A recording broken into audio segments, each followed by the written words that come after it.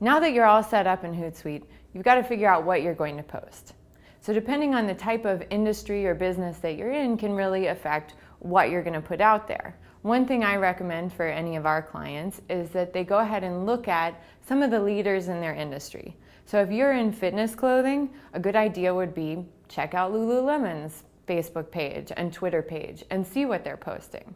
Now, common things across all industries are success stories, articles from thought leaders, good quotes. I also recommend bringing in a little bit of humor into your posts, just to kind of lighten it up a little bit. If you're constantly posting articles, it can get a little dry. One of my favorite things to post now and then is from an Instagram account called Bread Cats. And not that I'm recommending this for you, but it's pictures of cats that have pieces of bread put over their head and their faces sticking out. And it's just kind of bizarre and funny, and I mean, mixes it up a little bit. And of everything, those weird, kind of bizarre posts that we put in now and then that show our personality are the things that our followers tend to share with their followers. And anytime they're sharing something with their followers, it increases the chance that those people are going to come back and end up looking at your account. Even if you have some kind of goofy stuff in there, they're also going to see the more legitimate things that you have in your posting. I also recommend that you make your posts about 80% fun, interesting, or informative content, and keep any kind of sales pitchy company information to about 20% of your posts. Even if it's a sale, you don't want to put that out there all the time. Even if it's a free offer, that's not what you should be putting out all the time. That should be 1/5 of your post can include something about your company. The rest of the time, just make it information that your audience really will be able to use and enjoy. So now you have all this content, you're ready to post it, but you still need to be careful about how frequently you post and be conscious of what outlet you're posting on, and make sure that the amount you're posting is appropriate for that outlet. With Twitter, you can pretty much go to town. You can post just about as much as you want. While I wouldn't recommend posting, 5 times within 2 minutes, you can be posting all day long.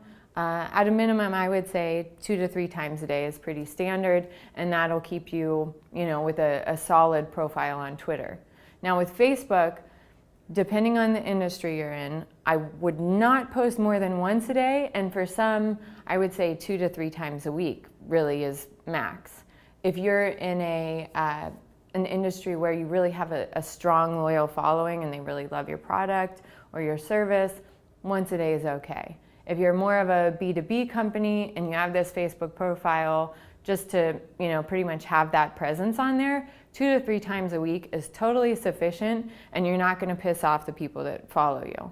LinkedIn, you could actually go, long periods of time without posting, but, once a day or 2 to 3 times a week is sufficient for that as well. With your other profiles, whether it's Instagram or YouTube, that's more of a just posting as you see fit, as you have content, and that's completely fine. With Google+, while I'm not a huge fan of it, it might be valuable in the future. So while you're in Hootsuite, the nice thing about Hootsuite is if you were having to go into Google+ individually and post, you might not do it that often, but when you're in Hootsuite, you're already putting an update out that's going to go on Facebook and LinkedIn. Just go ahead and add Google+, and then it's handled as well. And you can post there in the same frequency that you use for Facebook and LinkedIn.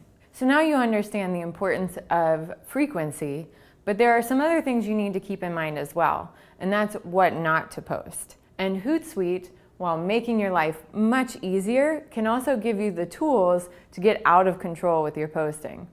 One thing that you may have noticed, perhaps on your own Facebook feed, is you might see multiple posts from the same person and it has hashtags in it. So I definitely don't recommend posting across multiple networks with hashtags. Just use your hashtags for Twitter. It's super annoying to be on Facebook and see a bunch of posts coming from the same person that has hashtags, because it clearly wasn't intended for Facebook. So just be conscious of that, because it is annoying to see those hashtags showing up in Facebook, and it'd be even worse on LinkedIn, because clearly that content was not really meant for Facebook. So make sure you're still targeting, even though Hootsuite's making it easy for you to blast your message out to any of these profiles. Now, another thing to think about is the level of how conservative an audience is on the various platforms. If you're on Twitter, it's very casual. Facebook is casual as well. If you're in LinkedIn, you should be behaving in a more professional manner. Essentially, it's, you need to wear a suit when you're at LinkedIn. And you won't be posting something that's, for example, I talked about posting more humorous content.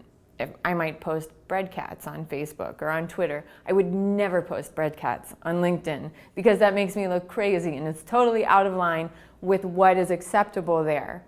So when you're posting to these various social media accounts, consider it a room that you're walking in.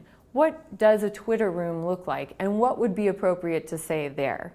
What does a LinkedIn room look like? To me, it looks like a room full of suits, and I'm not going to walk in there and act like an idiot. So don't be an idiot when you're posting to your LinkedIn account.